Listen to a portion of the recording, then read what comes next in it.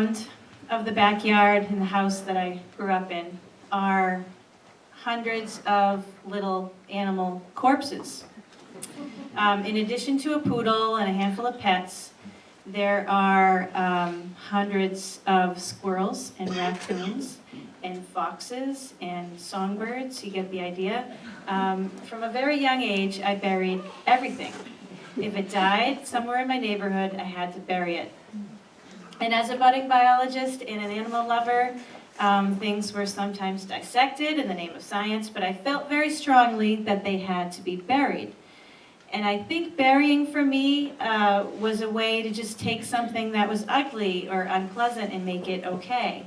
You know, if I saw a bunny squished in front of my house on the road, my heart would just ache. And so giving it a proper funeral seemed to make everything okay. And I love all animals, but there's one animal that I've never been able to make my peace with, and that's cats. And this cat anxiety started for me from a very young age. My best friend Kara had this cat, Chili Boom Boomer.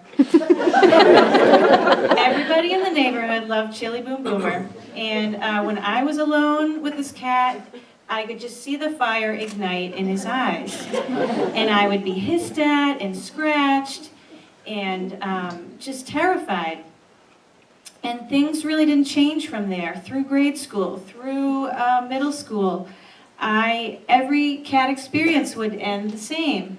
I would be shaking and left sweating, usually bleeding. And so I come to the conclusion that I'm not a cat person. It's probably me, and they can sense my fear. I'm also very allergic, so I'm probably emitting some kind of cat deterrent. And I'm okay with that. But I get to high school, and there's this cat that starts hanging around my neighborhood. It's this orange and white tabby cat. It has this one white paw and a red collar, no tags. It lives somewhere, but it's just out, roaming all day, probably eating native wildlife, which is what cats do, seemingly just for the fun of it. But this cat was different. It started following me to the bus stop a lot. It was hanging out at the bus stop and rubbing up against me, not scratching, but actually purring. And he seemed downright nice. And something started to happen. I let my guard down for this cat. And we became friends. I named him Boots, and he started following me every day to the bus stop, and I'd rub his belly, and I started thinking, hey, I like cats. I'm a cat person. And all these years, every cat I've known has been a jerk. And it hasn't been me. I'm not the jerk. It's been the cats. And I'm finally now meeting the one nice cat. I was so happy. And so I'm 17, and I am coming home late in my car one cold winter night. And I see him. And he has been hit by a car. And he's in the middle of the road, and I race out, and there's just this trickle of blood coming out of his mouth, but he was still intact, and my heart just sank. Here was this one animal, the one cat. Why couldn't that car have taken out Chili Boom Boomer around the block? I couldn't help but think that. But I was devastated. This was the one cat that changed my whole relationship with cats. And of course, my first instinct is to give him a proper burial. I had to. So I go home, I get a shovel and some old rags. My dad made me promise I wouldn't bury anything else in the yard. So I take him up to the bus stop where there's a little stretch of woods.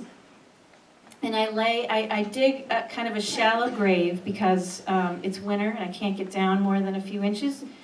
And before I wrap him in this rag, I just look at him. Cats are so amazingly beautiful. He was still warm. He must have just been hit. And I just thank him for really changing my whole outlook on cats. And so I lay him in this shallow grave, and I wrap him up, and I put leaves and soil on top of him, and I just say goodbye. And it's Monday morning, and I'm walking to the bus stop, and it's so quiet without Boots there with me. And I get up to the woods and I peek in there and I see that the grave has just been torn open and there's no cat left. So I'm looking for his remains everywhere. I know a coyote or something must have eaten him, and at least it was a good meal for somebody, and that makes me happy. And then I see him. Looking at me from across the street, very much not dead, his boots. I have buried a cat alive, and he looks pissed. And right as I see him, our eyes are locked. He's staring at me. He's pissed. And the bus shows up. The bus pulls up, and I have to get on in that moment. And this is 1990, so Pet Sematary had just come out. And that was like my favorite movie. I had seen it over and over and over. So all I can think on this very uncomfortable bus ride to school is that I was trying to be compassionate, and this is what I get. I'm going to probably be haunted for eternity by this zombie cat now. And, you know, in a way, I kind of have been. Boots, after that day, never came near me again. Always ran in the opposite direction. He was a different cat. But really, I was a different person, too. That guard that I had let down for Boots was definitely back up. And I think I'm okay not being a cat person. I still get excited when I see roadkill and want to check it out, but after that day, I never buried another animal again. Thank you.